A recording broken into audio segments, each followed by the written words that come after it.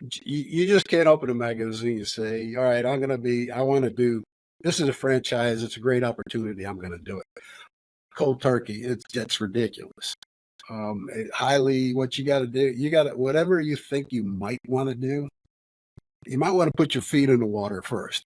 So get a job at whatever location you're looking at, Ooh, or yeah. even talk with the owner of that individual to say, hey, I'm looking to commit my life into this, get some feedback from them. But you want to put some hours in whatever that business is, to understand it, to observe how other people do it. Um, it's amazing. People run businesses differently, so you want to at least. I mean, there may be some really hidden secret that you can pick up from that individual or that store location. Uh, you may realize this operation is really effed up, and boy, if Right. I ran this, I'd run it differently. Sure. But just go open mindedly, knowing that just because you think your idea is the best way to do things, sometimes it's not. There's a reason why people do what they do. You need to learn that reason. You can tweak it, but usually there's a system that's functioning. Right. Especially if you're going into some of the more established franchises that are out there. I suppose it's funny that you mentioned the magazine, open up a magazine, and that was actually where my friend, it's an acquaintance that I was talking to had mentioned that.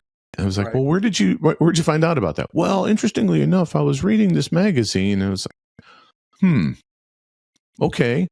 And, you set up your appointment and then they'll do a financial check on you. They'll run your credit and all this other stuff.